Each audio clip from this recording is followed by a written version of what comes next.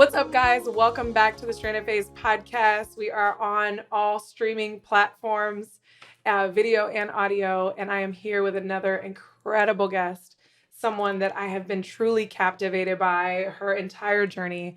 I'm talking about like 3 to 5 years ago when all I knew was I wanted to speak to people, I wanted to empower women, and I wanted to really use my story. My go-to person to follow was this woman right here, Sierra Rainge-Jones. Not only is she the founder of Live Limitless Media Group, she is the author of 3 books. She's the ghostwriter behind 50 plus books of some of the most incredible people and celebrities that you follow right now. And she recently is the co-founder with her husband, which I think is such a beautiful journey, of a cannabis cultivation and medical marijuana dispensary called Krilly Wellness. Woo, woo. I got Bam. it. I got it. Killed it. And so to have her here today, guys, she's got to get a huge welcome. So welcome to the Stranded family, Sierra. Thank you. So happy to be here. Anytime we connect, it's always a good time. It's so authentic and so raw and so refreshing. So whenever you call, I'm like, you know what? For Jess, yes. Oh, thank you. I'm like, oh, you have my whole heart. And this is the thing that I think is so beautiful. I feel like for me, my journey's new, so I'm about 3 years in, I would say, on this, and really 2 solid years. Mm-hmm. And there was never a time where you were not open to provide feedback, criticism, connection. You were on my podcast twice in its earliest form in the first year, even though you were well ahead of me in business and entrepreneurship. And so just the way that you've honored your role, your purpose, and in educating and just leaning into mentorship with me, I cannot thank you enough. You are most welcome. I'm like hugging myself because I just want to hug you. That's how much I'm like. You are most welcome. But speaking of purpose, and I can't wait to talk about this journey with your husband, but there's no one I've seen stand behind more the idea of breaking generational curses. If you've ever heard you talk, if you've ever seen anything that you've created, anything that you've ever done, any stage you've ever stood on, you stand so solid in that purpose. Can you explain to me where that drive came from? Just share a little bit with us about your backstory. Yeah. Yes, that story for me is so personal. When I speak, it just comes out. And I'm an avid believer that what's in you is going to come out. And so that story is in me. I was raised in very socioeconomically challenging environments. Mm-hmm. I grew up on government assistance and welfare my entire life. And so people would say, well, where are you from? I would often just say, I'm from West Orlando. Because honestly, we've lived in every hood. We lived wherever the Section 8 voucher was, we lived there. And so we're moving, guys. It's time to go. And so I've lived in pretty much all of the areas in Orlando that were, below the poverty line. And so with that, though, I think the biggest thing is that I've always had a vision to see outwardly. I share with your audience at Active Innovative Income that growing up in the home with my grandfather, my mother and my sisters, we had moved in with my grandfather because of an incident where there was like a guy literally trying to kill my mother, and he was stalking us. And I think that's where my PTSD started to develop. Like for a year after that, anytime someone would knock on the door, me and my sisters would probably like urinate on ourselves. We were just so traumatized by this guy coming every night trying to literally kill my mother. I think the last night it ended with 5 gunshots, and he was chasing her down with the gun. And I remember going into the closet with my little sisters and trying to calm them. About 20 minutes later, a police officer came in, and my sisters were all frantic, and I remember just being calm. And I asked him, I'm like, hey, is my mother dead? And he's like, no, she's outside. And so he brought us outside. I just remember things now that I'm going through my healing process that I had suppressed. And so I got into business, and I'm like, why do I have all these freaking triggers? And I love how we talk about in order to get to that next level, you do have to become a higher version of yourself. And a lot of times what we don't realize is that means it's time to unpack. And so what I realized is that I was a great pusher.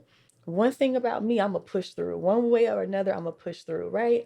Push You've through been in college. survival mode your whole life. Survival mode. So what happens when you're no longer needing to survive? You have to thrive.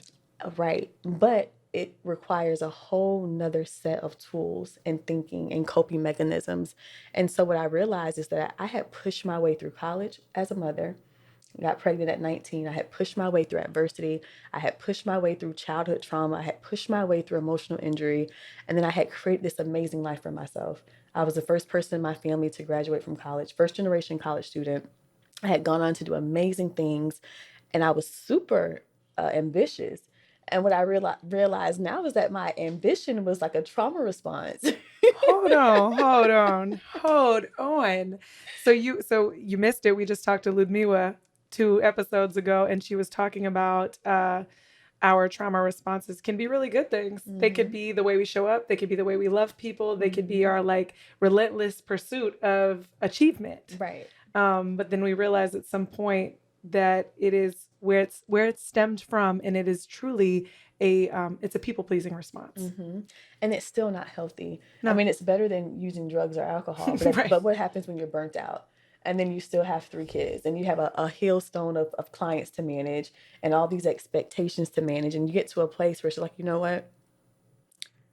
I need to uncover the truest version of myself without the triggers, without the trauma, without the expectations, without the need to please, without the need to be accepted, just me in my rawest form. And then I'll build from here. Because you get just so tired of like running and spinning your wheels, and all the success you achieve and never really, it's not as gratifying. You know, it comes and it fleets and you're on your next pursuit of something else. And I'm like, you know what, God, what does authentic success feel like? And then I had to identify what true success meant for me. What is my dream? And, you know, once I started to transition into the cannabis space with my husband, you know, there was some back and forth because it was necessary for us to kind of let go of my company so that I can focus more on building this company. And what I realized is that I had lost sight of my dream. I had put my dream in a box. When I think about my biggest dream, the one thing that I know that I'm meant to do on this earth, the one thing that I want to achieve while I'm here on this planet, it's not about writing a book. It's not limited to just writing books. It's about using my voice and the power of the spoken word to help people be seen, be heard, to help people break free and to adopt a greater sense of purpose and identity, and to disrupt generational poverty. And I was committed to that mission. The mission was to disrupt generational poverty. The method, I'm flexible in the method. So at that in that time at the in the method. I'm flexible in the method. In the comments, I'm flexible in the method. That part right there, that gave me chills. Yeah, so commit to the mission, but be flexible in the method. And in this season of my life, as I'm transitioning and as I'm healing and I'm uncovering a truer version of myself, a healthier version of myself, I'm realizing like I don't have to be overworked. I don't have to say yes to every client. I don't have to drop what I'm doing to accommodate someone else's schedule. I can truly identify what makes me feel most alive, what makes me feel most on my path to purpose, and what truly satisfies my needs and my desires. Because growing up with trauma, you learn how to mask that. Especially having a parent who wasn't able to give it to you, yes. You learn how to survive without it. And so the red flags and all the bells start to go off once you're married in a healthy environment, and it's just like, this is foreign. This doesn't even feel safe. You feel safer in fight or flight than you do in a healthy, not even relationship situation, circumstance. This feels very uncomfortable. And of course, we run in the trauma response of, so when's the end? Where's the traumatic thing? Mm-hmm. What's the screeching halt? Yes. When's the veil going to fall? Mm-hmm. When is someone going to be able to like, you know, I keep talking about this book in every damn podcast episode. In The Big Leap, he talks about, that we all have these fears that keep us from our upper limit. And he said one of them, which is mine, is fear of like the veil being pierced, fear of you being fundamentally flawed. And so you think it the whole time because you're so used to survival and hustle that it's at some point somebody's going to peel back the curtain and be like, I see you back there. I see you for who you really are. Like, good job with the mask, but I actually see like broken, bent, unformed you. Mm-hmm. And we're so afraid of that. And I think when we're always in a survival response, It's the game is up. Mm. The game is we're constantly playing a game. And then I don't mean it in a vicious way, but it's the upkeep. It's the maintenance of this mask all the time. Is that this is how I keep everyone around me safe. This is how I keep myself safe. This is how we keep, financial stability. This is how we do this. Unbeknownst, do we deal with anything with ourselves in those situations? What I realized too is that for me, I was achieving things. Oh my God, some of the most incredible experiences I could never even imagine were happening in my life. But I realized there was something more important to me that I had never gotten a chance to experience that I just really, really wanted more than money, more than a revenue goal, more than another superstar client. And that was peace and stability. I just wanted peace. I got tired of chasing and running and being in flight and spite and being triggered. I'm like, I just want peace. And once I really started to focus on peace, that's when I started to experience true happiness. And that's when I learned a version of myself that I never knew existed. And I realized I'm dope as hell, even if I never achieve another damn thing. Because I'm a dope freaking human being. That's facts. And I learned to love myself without the accomplishments. And then there's no need now for me to worry about if you see what's under the veil, because I'm going to show it to you because I'm so proud of her. You know, I'm proud that I come from where I came from, and yet this is where I am. I'm not broken. I'm not bitter. I'm not angry. I'm not stepping on anybody to get to the top. And there's a lot of that goes on in this industry. There's a lot of that. But that's not me. And I'm happy I can look at myself in the mirror and be proud of the woman, of the mother, of the wife that I am, coming from where I came from, because I did it. You know, I pushed myself. And there was a season in my healing where I realized I'm such a pusher. I will push past some shit and push my way through. But I had gotten to a place where it was no longer effective to push. I needed to unpack. If I'm going to go higher, I have to I'm just pack pushing my lighter. shit around with it. Just pushing it around the room. But if you want to go higher, I needed to unpack. Yeah. And I had to let go and I had to accept. The biggest thing for me, people talk a lot about having like daddy issues. Mm-hmm. I had mommy issues. I had a mother who did not know how to love me and nurture me. And I've always had compassion for her because she was abandoned by her mother when she was 2. Yes. And then come to find out her mother was adopted. So here's this pattern of brokenness when it comes to mother-daughter. When I began to have kids, I have 3 daughters. I'm like, you know what? This God was like, you gonna end this one here. You gonna learn this lesson. I'm like, you know what? This stops with me. This stops with me. One of my biggest aha moments was with my 13-year-old. I had taken her phone after I snooped through all of her messages and group chats. You talking about this? But she said something to me that I wanted to drop kick her, but I was also so very proud of her at the same time. Yeah. Because she's like, can I talk to you guys? And she comes in the room with me and my husband, and she's like, I feel like you guys are holding me to a standard that's very unrealistic. You guys are trying to raise me in a world that no longer exists. I think I should be free to be my own person. And I think that you violated my boundary when you read all of my personal messages, because the way that I show up with my friends inside of my spam account is not how I show up in public. I said, go to your room.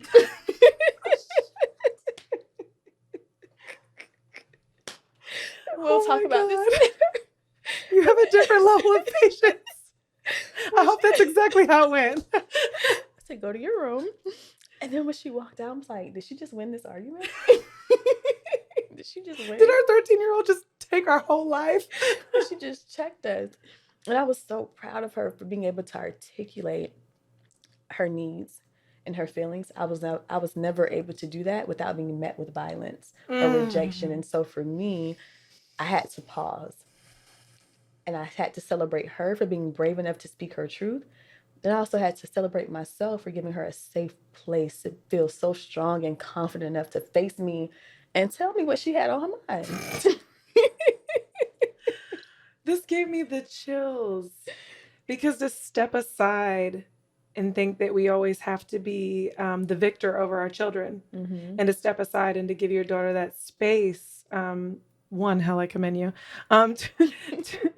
Two, like, she learned that from you. She learned that from the person who thought that your mother, the relationship between you and your mother, dictated how you would be with your female children. And that just proves it did stop with you. Yeah. She was able to emotionally regulate. And instead of being upset and cursing you guys out or whatever she could have done, she was able to express her emotions. It's like you said. And you were used to being met with violence, but you didn't carry that into your relationship as a mother. It was a huge moment. It was a huge moment for me. And I looked at my husband, I'm like, this is your daughter. It's your child. It's your side of the family. You gonna answer this. But it was a great moment. And I think in business, the better we are mentally, emotionally, and spiritually, that translate over into our bank accounts. It just always does. It always does. It always does. And so I like to focus on right now, how would I show up if I didn't have anybody to impress? And that has been like my go-to. If I didn't have anybody to impress, if this was my last day and God said, you're going to make it into the pearly gates if you live your last day the most authentic, what does that look like for me? Did y'all hear that? Like, what does that look like? I just want to make sure that you grab your notepad right now and write this down, because I'm going to be really honest with you. In my soul, I was like, Jessica, you need to think about that. So what is the thing that you would do on your last day? I for damn sure would not be working to impress people. I wouldn't be working to make a long-lasting memory on a bunch of strangers. I would be doing something that felt so good and so authentically me and with the people that I love. And I'm so glad you said that, because that's literally where I am in my life. And I've had people DM me like, Sierra, where are you posting? You haven't posted. Where are you? And I'm like, I am living my best life. I'm practicing intimacy. Oh, I'm practicing intimacy, and I'm practicing having healthy, loving relationships. You know what I mean? And sometimes that requires me to not be curating content for you to consume, but for me to be present in my own life. I'm sitting with my daughters and braiding their hair. I'm giving my husband a massage. I'm allowing my husband to massage me. I'm sitting on the ocean watching the sunrise with my husband. didn't you guys just renew your vows? We just renewed our vows. How long had it been? 5 years. We started dating though in high school. So we fell in love at 17. We've been married 5 years. And he's just the most amazing human that I could ever ask for. He's so good to me. He's so good for me. He's not perfect, but he's mine, and we're so good for one another. He's literally my best friend. He's so patient with me during my highs and my lows and my triggers, and I love you but don't touch me, and just all these things. And so now that I'm healing, I'm so committed to giving him and my children just the best version of me. And a lot of times that requires my presence. We're giving the best of ourselves to the world and the public before we give it to the people that we love, is what I heard out of that. And they deserve it first. And so when I first started my career, I was always so focused on my brand. I was always online. I was posting all the time. I was going live. I was having conferences. I was traveling, and I was on go. I remember talking to you at one point, one season, like a year and a half ago. You were always on a plane. Always. It was speaking at this conference. It was this church. It was this event. You were everywhere. And then you slowed down and you literally disappeared. And then all I saw you doing was hustling back and forth between here and Miami and a couple other things. And then life got really quiet. And I was like, what happened to her? And now hearing you say this, it feels so good to hear that instead of, you're not lost. You found yourself. All who wander are not lost. And I found myself in myself, if that makes any sense. Like, I found what I was chasing, the acceptance, the love, the identity. You already had it with your husband and your kids. They were there. They loved the truest form of me. I didn't have to perform. I didn't have to say anything profound. I just had to show up and be present and be filled up. And I think I was searching as a trauma response. I had always learned how to push myself and to be super, super busy to distract myself from the pain or from, whatever was going on at home. Like, even in school, I was a part of whatever sport was happening because it was a way for me not to be home. And I carried that into my adulthood. And it's just like, you know what? I've built a pretty amazing life for myself. What am I chasing now? And how do I get comfortable with peace and love and intimacy? And I've also sexually abused, and so intimacy was very hard for me. I had kind of so you shut said, down. I love you, but don't touch me. Stay over there. And I'm just in a really great place where I'm just, like I said, practicing intimacy on a whole new level. and filling myself up. I've poured so much You have poured so much into people all over the world, into everybody around me. And I'm like, okay, what happens when I save a little bit for myself? And I never had a problem with pouring because I'm such a giver at heart. But I realized that I was giving from, and my cup was empty and I was still giving. And I realized that my giving wasn't coming from a place of charity, it was coming from a place of brokenness. Because there was this fear that if I stopped giving, where will my worthiness lie? So my healing journey, girl, it has transformed the way that I show up in a whole new way. It has allowed me to redefine success. So my version of success right now, it's not, it's not in a matter of accomplishment, like that need to set a goal and achieve it. I've done that. I've done that over and over and over and over again. My biggest goal right now is to love without limits, to give myself grace, to extend that grace, to build amazing memories, and to build something that disrupts generational poverty, something that I'm able to build Black wealth with my Black men and my little Black babies. And it's not even on like anti anything. It's just that where I come from, it's unheard of, and I get to be the example. You know what I mean? Like, I get to be the example. Even when I go back to my neighborhood, sometimes I look at them like, wow, I really made it out of this. This gives me chills because I think I talk about this all the time, and I'm just, people are always like, have a 5-year vision, have a 10-year vision, be super clear on where you're going. What are you meant to do in this world? And for me, I've always felt like I was selling myself short by thinking I could conceptualize what I was created to do. Like, I always feel like the more I stepped into things, the more I confidently stepped into things, the more that God was like, oh, come here, here's another door. And here's another door. Yes. And I was like, you want me to do what? Like, oh, I guess I'll walk over there too. Like, to think, I just always step back and say, okay, as a founder of a podcast agency, 65 clients, Innovative Income Summit, y'all, I never saw that for myself. I'd be lying to you if I said I did. But it's like sometimes when you commit to the thing that brings you the most joy and not the thing, like you said, be flexible on the method. Now I'm listening to you talk and about how passionate you are about this and how you're doing something. Literally, it's a labor of love with your love, literally. And you're doing this with your family, which is true generational wealth. There's no offense, but there's other cultures that do this and they do it well. You're building this with your family, a true legacy, a dynasty at that. I feel like this accidentally is something that will give you a stage. Accidentally. And it's so crazy.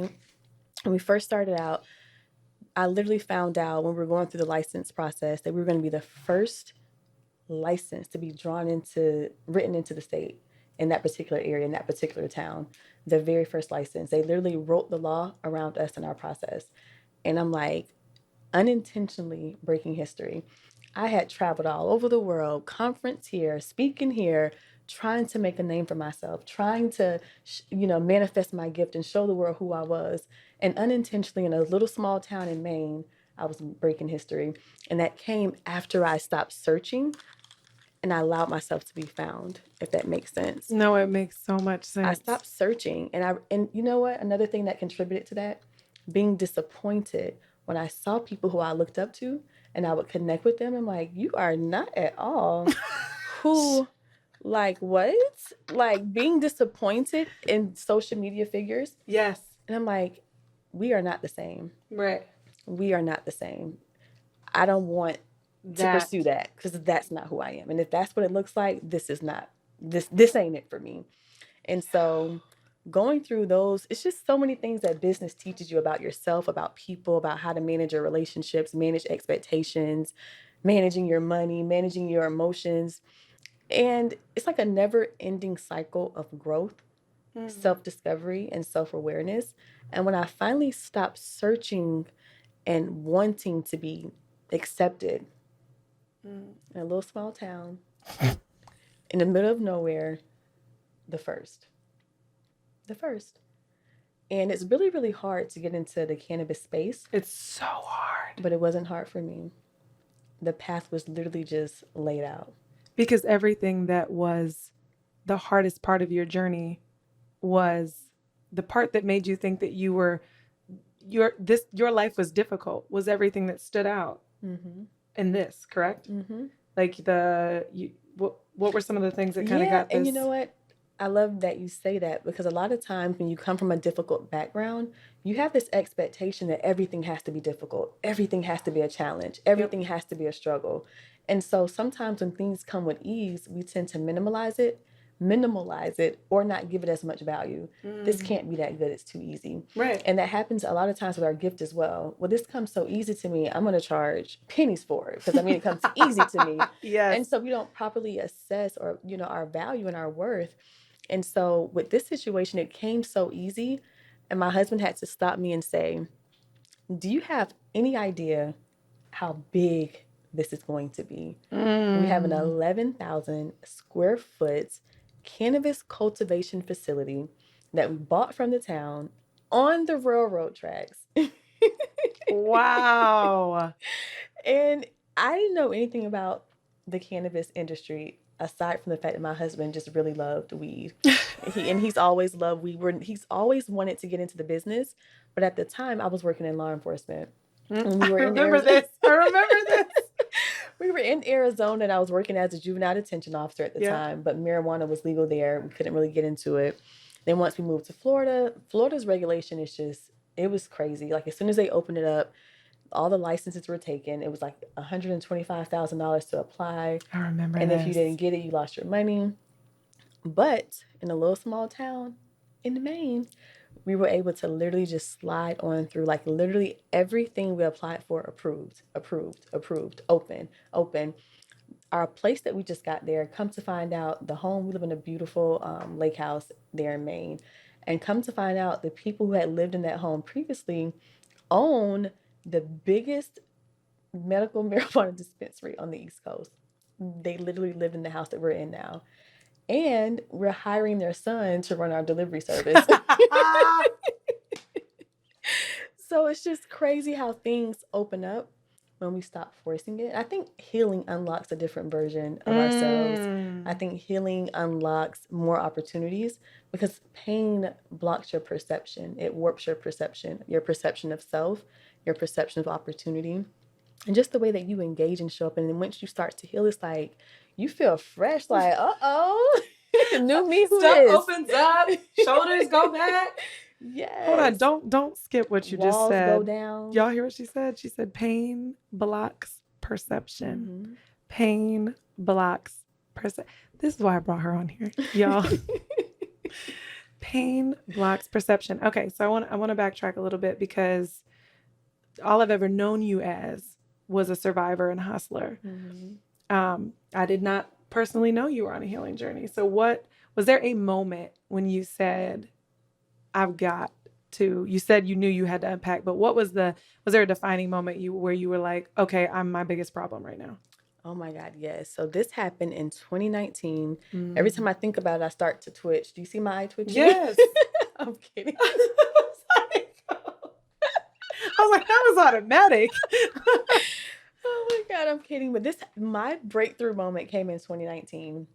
My cousin, my dad's side of the family, we grew up very, very close, like sisters and brothers. And so my cousin, he was only about 2 years older than me, and he had gotten skin cancer.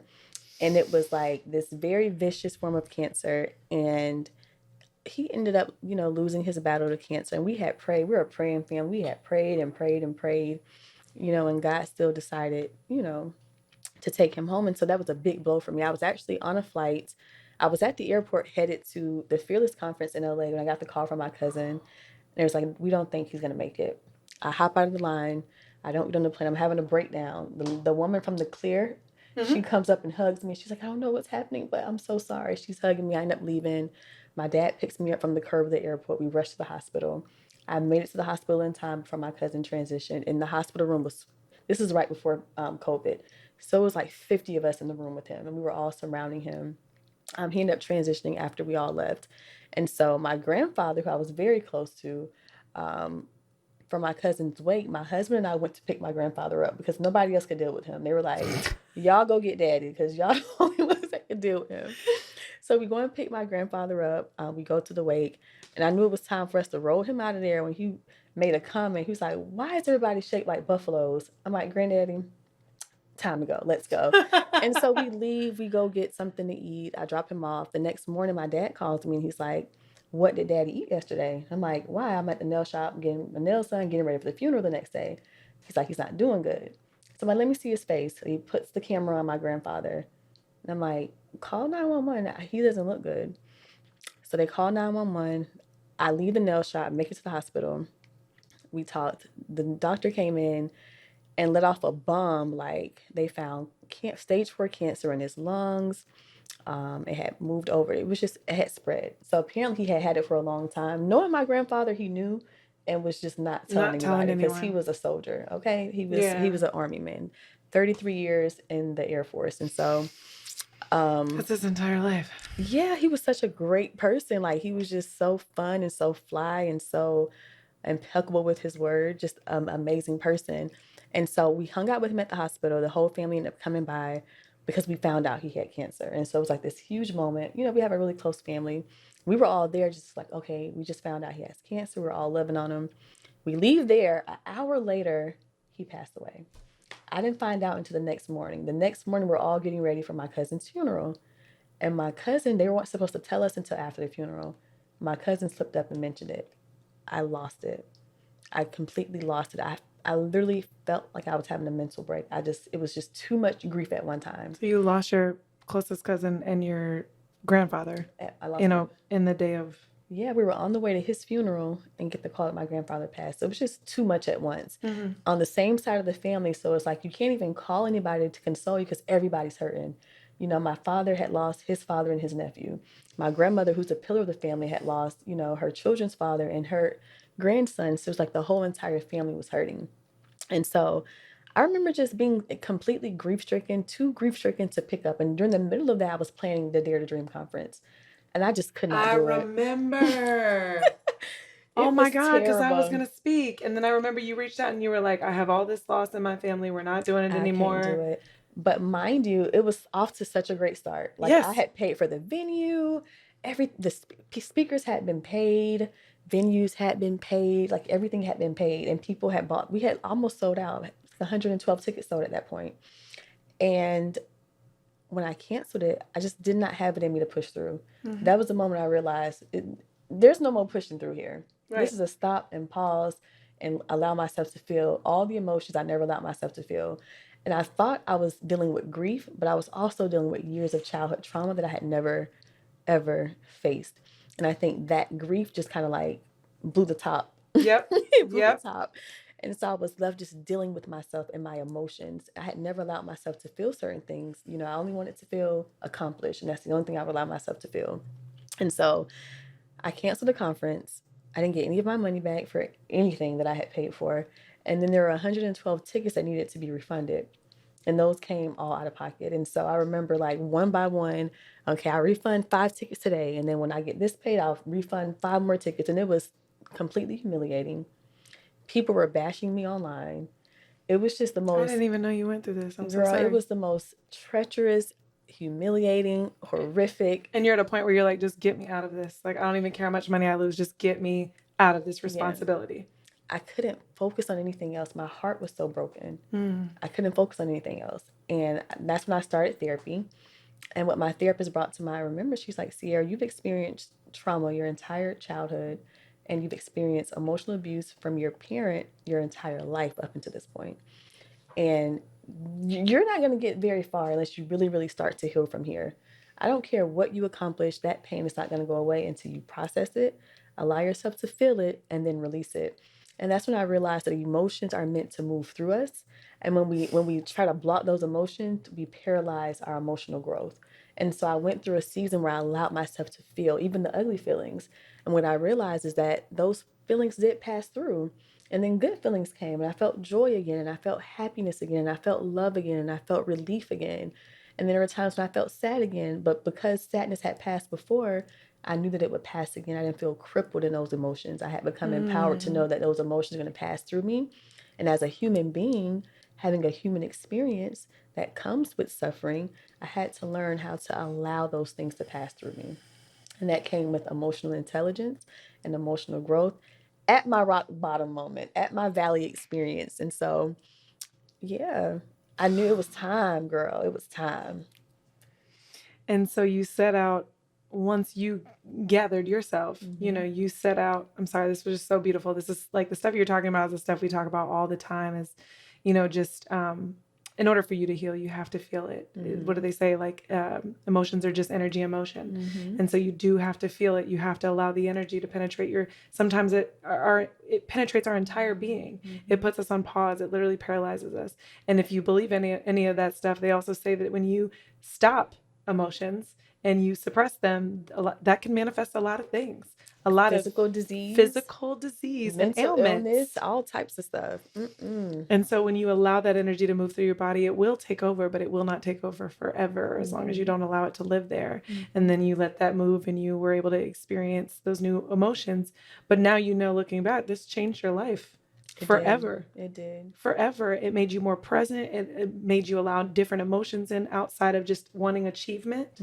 And now you've leaned, and I want to highlight this because there's somebody listening to this that has a partner, that has someone they love, that has an idea.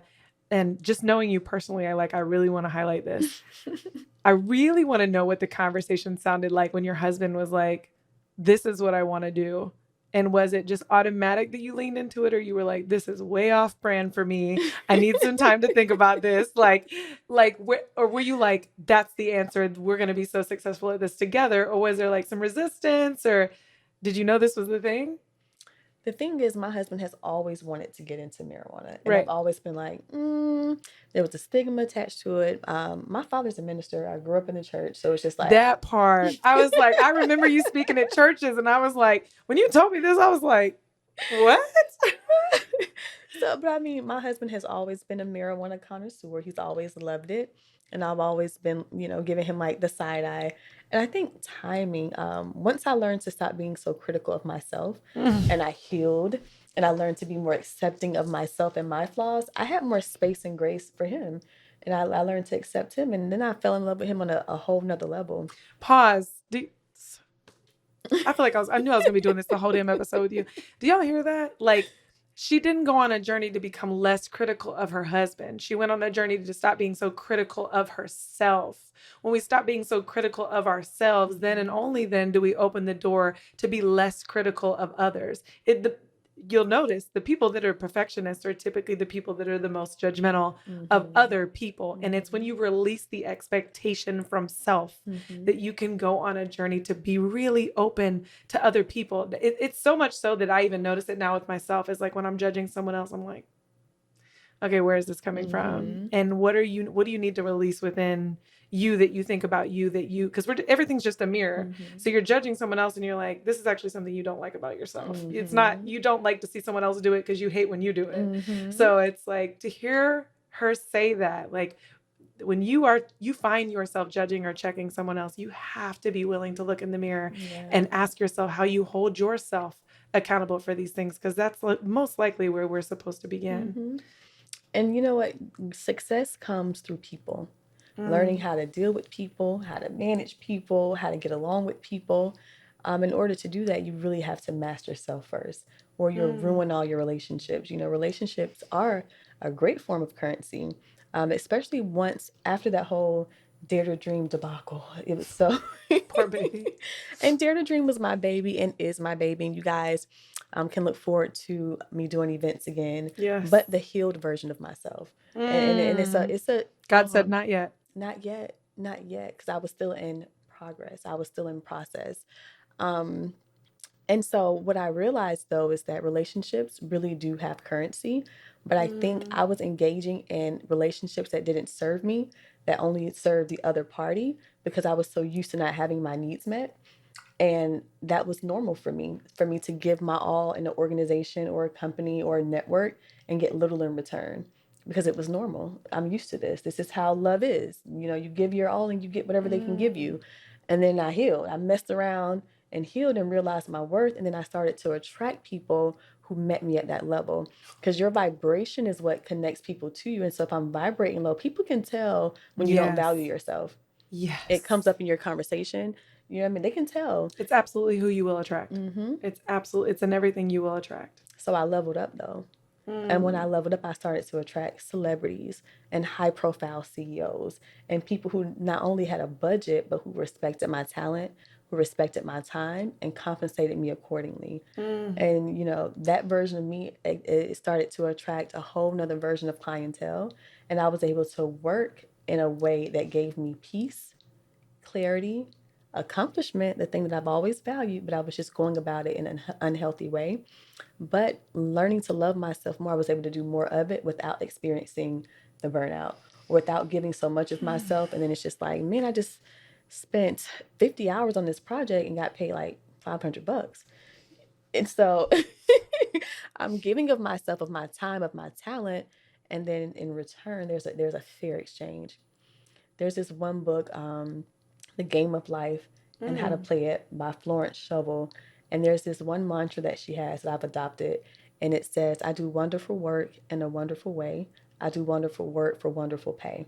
And that totally transformed the way that I showed up in my businesses. And it reflected in the invoices that I sent out as well.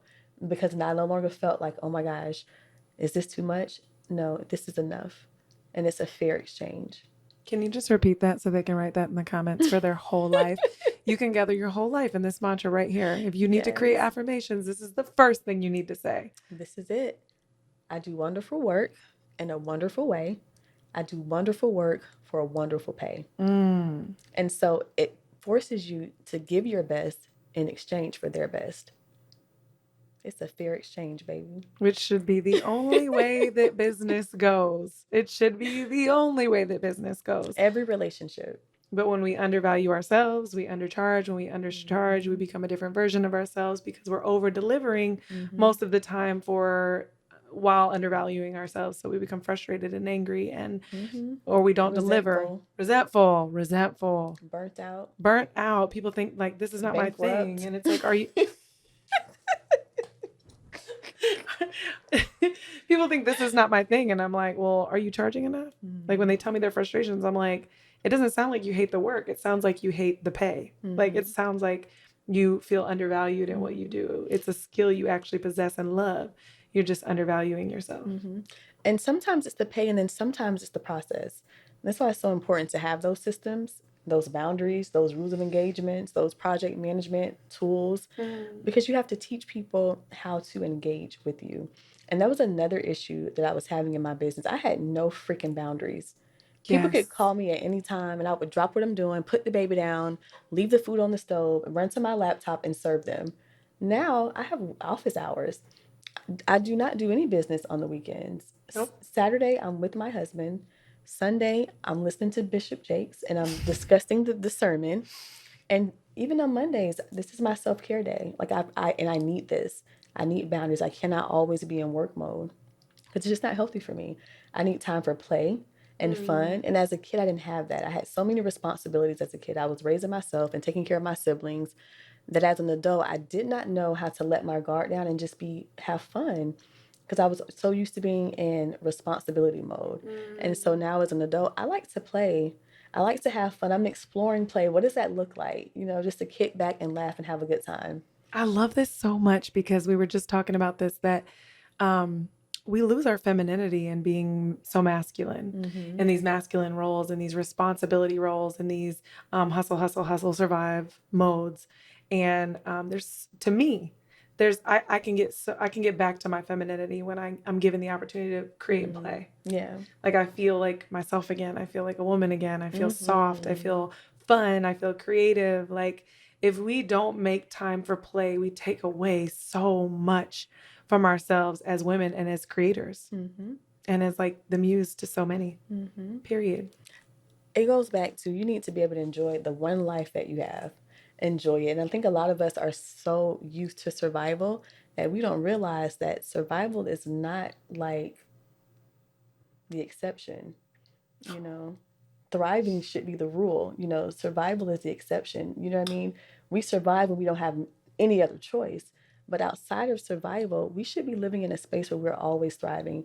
Not that everything in our lives are always going to be good, but to reframe our brains so we can get used to the good and not sabotage it. Because that self sabotage comes up. It's like when you're so used to chaos, when there is none, you'll find yourself creating it.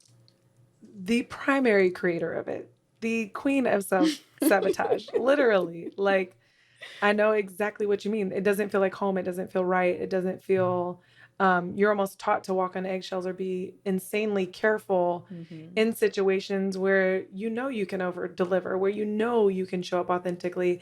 And we become people we're not, just trying to tiptoe the line to make sure that we're really creating a mess. Like, I had a conversation with my best friend, and I shared this conversation with my husband because my friends, they've known me since we were 10, and so we can talk about everything. And I just say, I'm in a place where I've learned to love myself enough to give the world all of me and not just the pieces of me that I think they would accept. I love myself so much that you guys can get all of me, the imperfect pieces, all of it. You can get all this work. all of it. This is so key right now because I have been chastised in this season for being vulnerable. Chastised. I mean, like, I've been rewarded as well. I've connected with I've connected with the right people because of it. I've also been told that I'm crazy for it. I've been told that I'm sharing too much. I've been told that what if my situation changes and now I've put everything on Front Street. And if there's one thing that I just cannot find a way to feel guilty about, it's being vulnerable. Because I feel like I'm a firm believer in that my personal life was meant to be experienced and given away. That I know there's been so many times in my life where something happens and it is traumatizing, or it is just, it feels like it came to bury me. And I look up and I can feel it. Like, it's almost like the next opportunity comes right along. Like, oh, and by the way, here's the person that you're going to serve out of this experience. Here's the person you're going to give this away to out of that experience. And I really just feel like my life was meant to be shared. And I don't mean that from like an egotistical standpoint, but even if, like, I had someone ask me the other day, because I shared my entire breakup on not every detail, but I was very vulnerable about my healing journey. Every person I hired, I brought on the show to get through my healing journey of ending a 7-year relationship. And I was very honest about having very dark nights, very like situational depression. And I had someone reach out to me and say, like, you need to be really careful because, one, you're giving people something to talk behind your back with, but two, what if you're the father of your son, gets his shit together and comes back and you want to be back with him?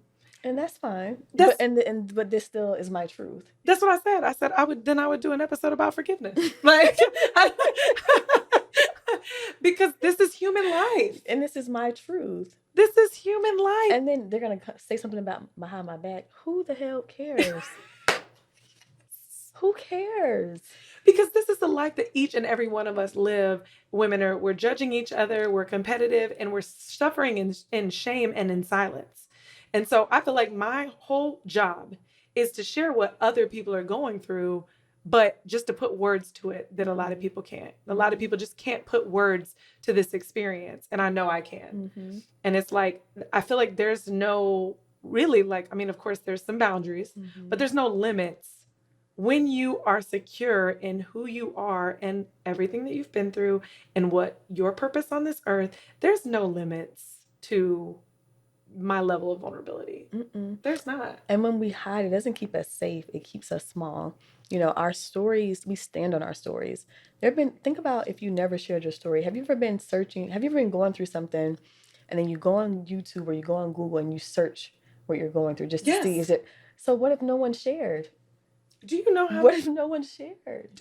That is hope. That's preachers. That's everything that you listen to. Our entire lives are guided off of stories. Like, if you think about the 5 people that changed your life, it would be based on a story they told you that gave you hope. That they experienced what you experienced. Like, I told this story at Innovative Income that when our son was in the NICU for 82 days, the way that what we held onto and clung to was people reaching out to us and saying, hey, this happened to my brother. He's 22 years old now. He's completely healthy. We didn't think he was going to make it either. Oh, here's my brother. He's 5. This happened to him. He's completely fine. So we clung to those stories of hope. there's so many women in my community right now that said they found me off the episode that I did about the NICU journey with my son. So sharing that journey, that everything that I had to learn the hard way, vulnerability doesn't mean you're the expert. Vulnerability doesn't mean that you've already overcome the process. Vulnerability to me has always been, I'm on a hell of a journey. Literally, the breakup happened and I was like, okay, 2 months later, okay, guys, here's what I'm going through. Y'all want to join me? Like, here's the journey I'm on. It's completely different. It's an entirely different season. I'm going to take you on this journey with me. And I don't know it all. I'm not the expert. I've not fully overcome this. And I think watching you in this completely new lane with cannabis and this dispensary, I've loved hearing you talk about like the work and the effort that has gone into you becoming the expert in this and being completely vulnerable about this being something that this is nothing you knew anything about. I didn't know anything about marijuana at all. Know what it smells like, know what it looks like. However, like. My husband, though, he's the expert. He's always been a connoisseur. And so with this company, we're able to bridge our expertise and our passions. My passion is disrupting generational poverty. This company gives me an opportunity to do that. My passion is being able to offer solutions to people in a holistic way. And then when I went back, and I'm such a history buff and just kind of studied the medicinal history of cannabis, over 5,000 years of use to help heal ailments of inflammation, pain, mental, emotional, especially for women. We have our issues, right? Right before that time of the month, and just kind of being able to create products that provide plant-based solutions to everyday issues. The world right now has a opioid. We're in an opioid pandemic. So many people right now are passing away from exposure to small doses of fentanyl laced with their drugs. These are all chemical-based drugs. Cannabis is a solution. It's a plant-based solution, and we're able to provide that, with sustainable agricultural practices with our plants. And so for me, that allows me to put passion behind what I'm doing, because for me, it always has to be a matter of who are we serving and who are we helping. Our company is not just about getting high. It's about healing as well. And so when I went on my healing journey, everything is about timing. I was just in a place in my life where this made sense. And again, my husband and I were able to just kind of bridge our passions and work and build together. We've always been builders alone, but this gives us the opportunity to kind of really, really build together, build family, build community, build wealth, and build something that we can leave our children. Y'all, this is a goal. That's a marriage, and then that's a business marriage. That's a beautiful business marriage, is where you guys got to combine expertise. I remember when I first saw you talking about it, I was like, what is she doing? I was like, I would have never thought Sierra would do something like this. But then when I talked to you at Innovative Income, I was like, oh my God, that's so beautiful. You're leaning into your husband, you're trusting his expertise, you're utilizing yours. You want to talk about true peace and happiness, building something with somebody you love, with your kids and your family involved. That is a beautiful marriage. And we get to be together. We get to build together. I'm really great at the brand story. I've been able to secure all type of publications and panels where I can go on and talk about the healing components of cannabis, and being the first Black person, the first person, period, in this little town to have a license written into the state, and just to be an innovator in that way. And so that's the part that I love, speaking and sharing and reaching out and providing solutions. And my husband gets to be in his playground. Literally his playground. He used to be in his plant playground. And so it works. And I don't think I've ever been happier in my life. Oh my God, this makes me so happy. So, all right. So to wrap this up, because there's so much more we could talk about, but to wrap this up, what would you say to people, and obviously not to get to this place because yours is very unique, but to just, because I don't think we start out like this. I don't think we start out, and correct me if I'm wrong, but I don't think we start out, few people start out with a clear vision. Few people start out seeking peace.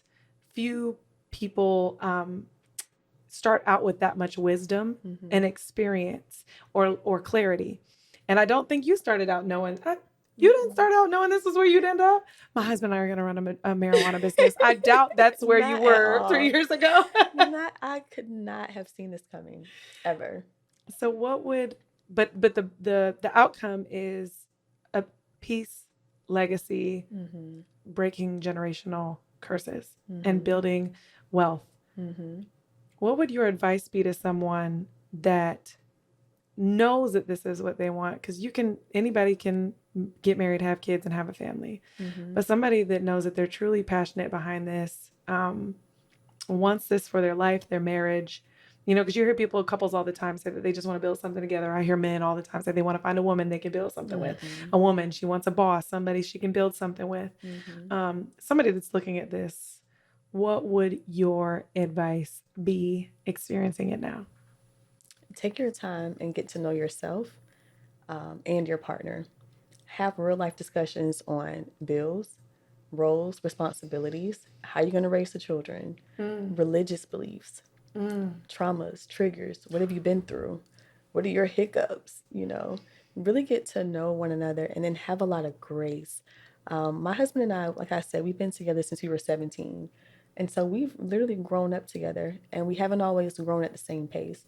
There were times when I felt as if I was skyrocketing and he was trying to figure it out. There were times when I was in a place of healing or depression and grief and he had to hold it all together. But that's where that grace comes in. It says, I'll love you at your worst. I'll love you at your best. And I'm here for you in every season. And so finding someone who has the capacity to love you at that level. Because a lot of times you'll find people who love you when you're doing well. And they truly do love you when you're doing well. And then when you're not doing so well, they can't relate to that person or they don't have the capacity to carry you or the capacity to cover you in that space because of their own limitations. And so it comes with a lot of grace. I would say take your time and be prayerful. We don't always amplify how much prayer is a success strategy. Prayer allows you to center your thoughts. It allows you to get clear about what you want. Because a lot of times when you're in that secret place, you're able to be very, very clear and transparent about what your weaknesses are. When I get on my knees and pray, I'm able to say, God, this is what I'm struggling with. Whether it be my own fear of success, my own triggers, my fear of intimacy, my fear of being a good mother. These are real things that I process and I consult with God about. But I have my place where I can pray. And outside of your marriage, you're always going to need to have your own place. And I'm not talking about a physical place, but your own place where you can go and find your own peace because you can't expect your partner to be your peace. You have to learn how to find that on your own. And then you guys can come together and be whatever you need from one another when your own cup is full and you're always pouring into one another. And so I would say, know yourself, know your partner, have lots of grace and realistic expectations. A lot of the best couples or the most popular couples or the, relationship goals are people who've gone through a lot of crap that you don't know about. They've had a lot of dark moments, but you find someone who's worth it. A lot of my friends always come to me and my husband for relationship advice. And I always tell women there are two type of men. There are men who are not perfect and there are men who are just not worth it. And when you're going through things with your partner, you got to be able to adequately assess whether or not this perfect is just someone who is not perfect or if this somebody is just not worth it. And that comes with understanding what your own limits are. I'm just like, she just going crazy over that. There are men who are not perfect and there are men who are not worth it. Honey, that's going in a journal tomorrow. And you gotta Write know. that down in the comments. There are men that are not perfect and there are men who are not worth it. Thank you for that, Jim, today. Thank you. So the guys who aren't perfect, those are the ones that you can work with. And it can't be just their potential. It has to be the potential that they see for themselves. Because you can see all the potential that you want in a person, but it has to come from their lens. And so love takes practice. Even loyalty takes practice. Yeah. Grace takes practice. Intimacy takes practice. But the more you practice, the better you become. Practice does not make perfect. Practice makes better. And so practice what you want to see in your life. And if that's a better marriage, wherever you pour, that's the season. That's what you can expect to see grow in your life. And so like for me right now, I'm in a place where I'm pouring into my marriage. I'm pouring into my children. I'm pouring into my family. So you guys may not see me so much on Instagram. That's not where my fulfillment comes from or my income. My clients are word of mouth. The clientele that I service right now, they're all word of mouth. And so if I never show up on Instagram, I still have a lucrative clientele base and my name is being mentioned in rooms all over the world. And I've been blessed in that way because I've kept my character intact and I've kept my heart pure. And I'm in a place where now I'm embracing wellness, worth, wealth, and all the good things. I've experienced enough of the bad things, and now I'm just embracing all the good things, You're thriving. thriving. And You're that took practice. thriving. It took practice. This is so beautiful. I'm no longer surviving. This is what thriving feels like. Oh my God. And so I want to end with this because I think this is where we started. And I think this is what we're back to. You have to be willing to take a step back and define what success looks like to you. I think that sometimes it's difficult to see that without the work and the experience. And I think it's difficult sometimes to conceptualize what success looks like. Again, you would have never thought you were going to have a marijuana dispensary, but having something with beautiful with your spouse and your children involved is something that is success defined to you. And I think that's something I've been learning along my journey is like, okay, guess what? There's money now. There's abundance now. There's freedom now. There's time freedom now. So what do you want? Yes, that's the question. What do you want? Yes. What do you want? And what's missing? Yes. Yes.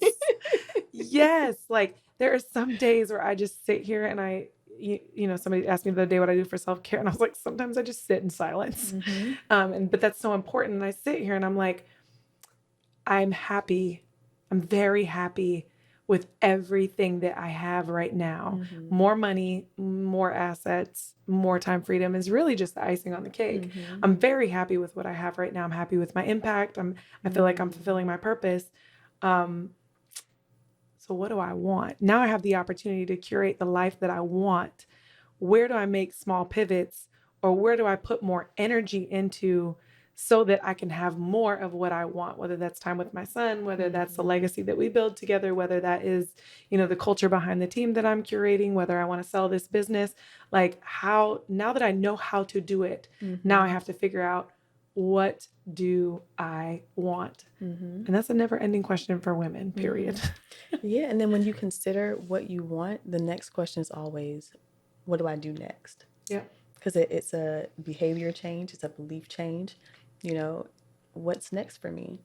And sitting with that and being okay with not having all the answers and being okay if it looks totally different than what you had in mind. I've never seen anything more different in my life.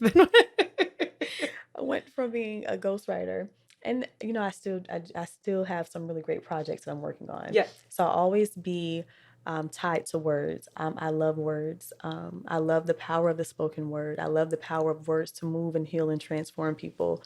And so that will always be a part of me. But now just building out a system that doesn't require most of my time.